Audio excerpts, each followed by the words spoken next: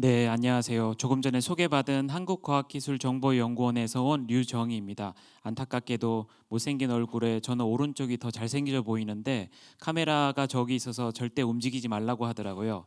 네, 뭐 괜찮습니다. 뭐 호박에 줄 긋는다고 수박. 네, 제가 오늘 발표할 내용은 양자 컴퓨터가 만들어지면 이거 어디에 쓰겠냐라는 방향에 있어서 연구하는 내용들을 소개드리도록 하겠습니다. 물론 전반부는 굉장히 그림 위주로만 있고 후반부에 저희 연구센터에서 어떠한 일들을 해왔는지 그리고 어떤 거를 할 건지에 대해서 세 가지 정도 얘기를 드리도록 할게요. 그리고 아까 제가 말씀드렸던 것처럼 퀴즈 하면 눈 뜨고 손 들어야 돼요. 네.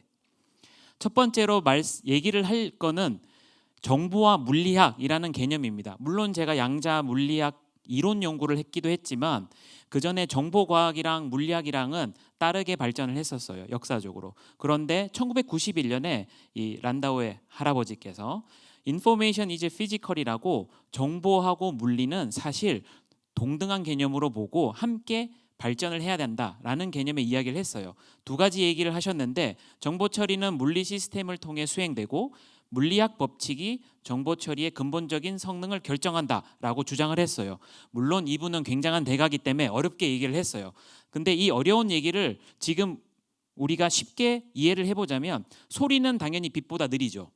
네, 한 가지 더. 지금 제가 여러분들에게 대화를 하는 방식은 성대를 떨어서 전달을 하면은 여러분들의 귀에서 잘 받아들인 다음에 뇌로 가죠. 물론 뇌가 깨어 있거나 잠고 있거나에 따라서 정보를 드리나 못 드리나 하겠지만, 다만 우리가 지금 대화하는 방식을 물속에 들어가면 어떻게 될까요? 물속에서는 대화가 안 돼요. 다른 방식을 써야 하죠. 그것은 지금 우리가 공기가 있는 이 상황과 물속에도 공기가 있지만 소리를 전달하는, 즉 정보를 전달하는 매개체가 다른 거기 때문에 정보를 전달하는 데에 다른 방식이 필요해요. 그것이 물리학 법칙이 정보 처리의 근본적인 성능을 결정한다라는 내용입니다. 앞에서도 보았던 화면이지만 우주에서도 우리는 정보 통신을 하기 위해서는 대화로는 안 되죠. 그래서 빛을 이용해서 하거나 하는데 당연히 빠르게 할 수도 있고 느리게 할 수도 있고 그러면 정보를 더 많이 보낼 수도 있고 못 보낼 수도 있어요. 자, 정보를 보내고 못 보내고 하려면은 컴퓨터나 혹은 정보 처리라는 학문에서는 단위를 결정을 먼저 했어야 돼요. 정보를 얼마나 많이 보낼 수 있느냐, 어떻게 보낼 수 있느냐. 비트라는 거는 여러분들이 사용하고 있는 핸드폰, 집에서 쓰는 컴퓨터에 쓰는 정보의 기본적인 단위예요. 동전의 앞뒤라고 생각하시면 됩니다. 그런데 양자 컴퓨터는 물론 제가 여기서 설명을 드려도 이해가 안 되는데 어차피 양자역학은 이해하는 게 아니라 받아들이는 거라고 하셨습니다. 네. 큐비트라고 해서 0과 1도 되지만 0과 1의 중첩 상태가 된다고 해요. 중첩 상태라는 거를 다시 한번 생각을 해보겠지만 0과 혹은 1과는 완전히 다르다 이렇게만 받아들이고 다음 화면을 보면 여기 오른쪽에 보이는 사람이 스키를 타고 가는데 굉장히 왼쪽에 있는 사람이 이상하게 쳐다보고 있는 화면입니다. 그림입니다. 왜 그러냐면 왼쪽에 있는 사람이 오른쪽에서부터 내려갈 때 분명히 선이 이렇게 내려왔으면 자기 발 위치를 나타낸 건데 나무를 통과하고 있어요. 당연히 그렇죠. 깨어 있거든요. 당연히 이럴 수가 없죠. 근데 양자 중첩을 설명하고자 하는 가장 잘 쓰여지는 그림입니다. 물론 이 그림을 그린 사람은 양자 물리학과 전혀 상관없이 그린 그림이에요. 자, 그 다음에 유명한 거는 슈레딩거의 고양이입니다. 이런 거는 여러 번 여러분들께서 보셨을 텐데 슈레딩거는 양자역학 중에서 중첩이라는 것이 난 잘 이해가 되지도 않지만 사실 크게 마음에도 들지 않아서 다음과 같은 상황을 제시하면서 봐봐라 너희들이 양자 중첩이라는 걸 얘기를 하는데 고양이가 죽어 있거나 살아 있거나라는 거를 동시에 존재한다고? 이게 말이 되냐? 라고 1935년에 주장하셨고 논문으로도 쓰셨어요.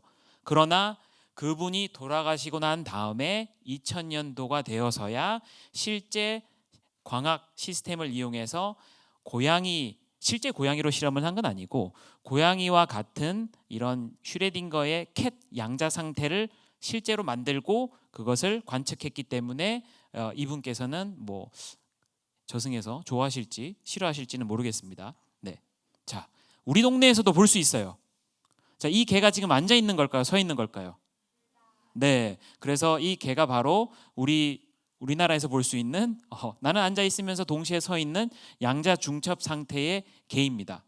물론 이 사진은 저희 집 앞에 있는 사진이 아니고 구글에서 앉아 있거나 서 있는 개 사진을 찾아줘 했더니 이렇게 찾아진 겁니다.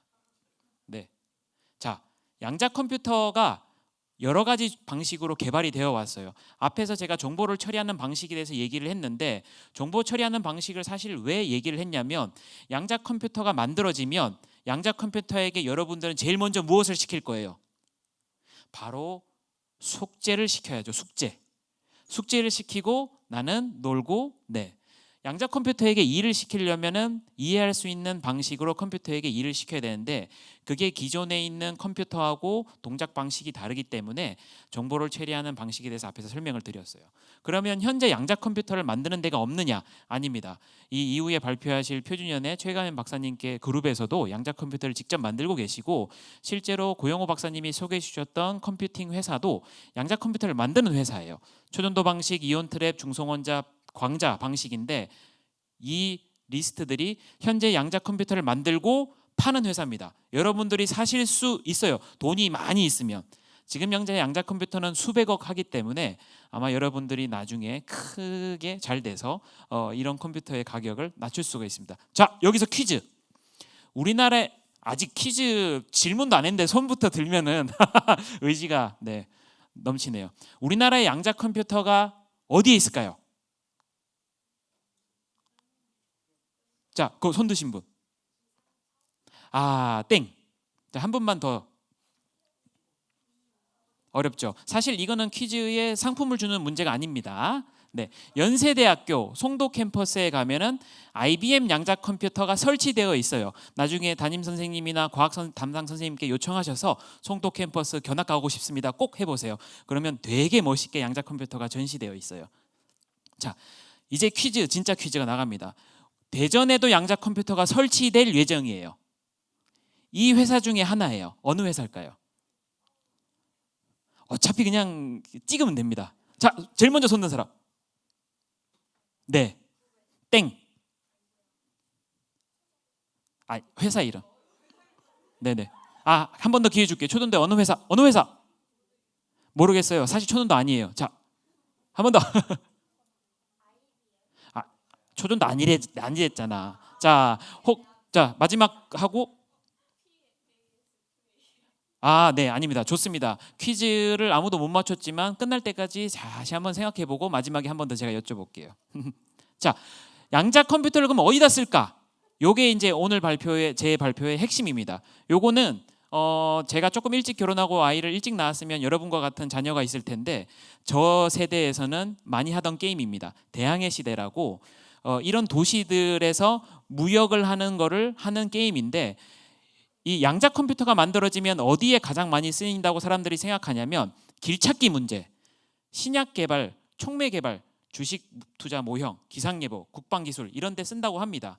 그런데 쓰려면 아까 말씀드렸다시피 양자 컴퓨터한테 일을 시키려면 양자 컴퓨터가 알아듣는 말을 해줘야 되잖아요. 그거를 양자 알고리즘이라고 생각하면 돼요. 자, 양자 알고리즘에 대한 연구를 저희 부서에서 하고 있고 세 가지 길찾기 문제와 신약 개발, 촉매 개발 했던 연구를 소개시켜 드릴게요. 제일 먼저 길찾기 문제는 제가 여기서 도시 4개를 찍을 거예요. 도시 4개를 찍으면은 어떠한 경로로 배가 움직여야 가장 최단 거리로 모든 도시를 다닐까라는 문제인데 자, 요거와 미리 돌려놨어요. 요거하고 요 4개 도시를 찍었어요. 그러면 오른쪽에 보이는 화면에서 양자 알고리즘이 막 계산을 해서 결과를 노출한 다음에 여기서 출발해서 여기를 갔다가 여기를 가는 게 가장 짧은 거리다라고 계산을 통해서 저에게 알려준 겁니다. 뭐가 되게 그럴싸해 보이나요? 네, 감사합니다. 사실 그럴싸해 보이긴 하지만 이 길찾기 문제는 도시의 개수가 4개 가지고 푸는 거 가지고는 사실 양자 컴퓨터가 그렇게 유용하다고 생각하진 않아요. 여러분들이 고민해야 되는 길들은 더 많이 있을 수 있거든요. 예를 들어 학교를 갔다가 학원을 갔다가 그 다음 학원을 갔다가 PC방을 갔다가 뭐 이렇게 어느 경로로 가는 게 가장 빠르게 갈 수 있는가 이런 문제에 향후 몇 년 안에 양자 컴퓨터를 이용해서 풀어보실 수 있지 않을까 생각합니다. 두 번째 문제는 신약 개발 문제인데 이건 저희가 개발한 건 아니고 최근에 2024년 12월에 양자 컴퓨터를 가지고 K-라스라는 유전자의 그 치료제를 푸는데 적용했다는 논문입니다. 요건 좀 획기적인 연구였는데 그 이유가 암 치료 개발을 하는 거는 사실 인류 전체에 있어서 중요한 문제죠. 이 인류 전체의 중요한 문제에 양자 컴퓨터가 조금이라도 쓸모가 있다라는 개념을 제시한 거고, 실제로 전체 유전자에 대한 후보군, 치료제 개발을 할 때 후보군을 개발하는 도출하는 데 있어서 슈퍼컴퓨터까지, 원래는 슈퍼컴퓨터만 썼지만 슈퍼컴퓨터와 양자 컴퓨터를 혼용해서 쓰는 방식을 제안하고 양자 컴퓨터를 통해서 새로운 약물 치료제 후보를 발굴하는 데 도움이 되었다라는 연구를 한 게 최근에 계산을 하거나 아니면 신약을 개발하시는 쪽에 관심 있는 주제들입니다. 그래서 저희도 비슷한 연구를 했는데, 여러분 촉매가 뭔지는 아시죠? 네, 새로운 촉매를 발굴하는 것은 항상 중요해요. 왜 중요하냐면 더 싸게 촉매를 쓸 수만 있으면 전체적인 비용이 적게 들기 때문에 그런데, 혹은 더 빨리 촉매 반응을 일으키는 촉매를 발굴하면 좋으니까 새로운 촉매를 발굴하는 게 중요한 사회적인 이슈고, 그 중에서도 저희는 수소 생산 촉매, 수소 저장 촉매를 개발하는데 양자 컴퓨터를 써보자라는 방향으로 시작을 했습니다. 그런데 아까 말씀드렸다시피 양자 컴퓨터 자체가 아직은 많이 부족해요. 그래서 양자 컴퓨터만 쓰는 건 아니고 고전 컴퓨터라고 해서 뭐 슈퍼컴퓨터라고 생각하시면 됩니다. 좋은 컴퓨터 하나랑 그다음에 양자 컴퓨터하고 서로 같이 쓰는 방식을 하고 있습니다. 서로 같이 쓴다는 거는 어떤 의미냐면, 여러분들은 예를 들어 양자 컴퓨터라고 할게요. 저는 고전 컴퓨터라고. 근데 난 내가 잘하는 영역이 있어. 양자 컴퓨터가 또 잘하는 영역이 있고, 그러면 어떤 문제를 해결할 때 나는 잘하는 영역만 하고 요거를 양자 컴퓨터한테 넘기면 양자 컴퓨터가 잘하는 영역에서도 계산을 하고 저한테 그 결과를 주면 다시 내가 잘하는 영역을 또 계산하고 해서 계속 주고받고 하다가 결과를 내뱉는 방식을 하이브리드 컴퓨팅이라 그래요. 네, 2분 남았답니다. 한 20분은 더 필요한데 2분밖에 안 남았다고 하네요.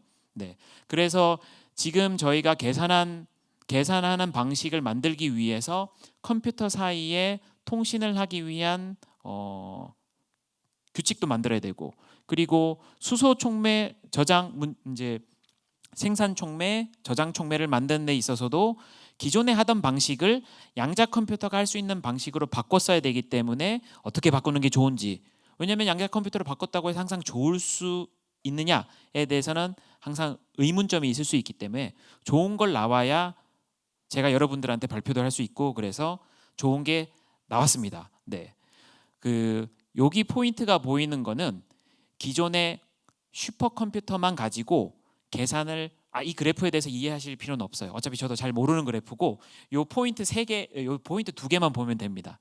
요 포인트는 기존에 있는 컴퓨터 가지고는 다시 재현해내지 못했던 포인트예요.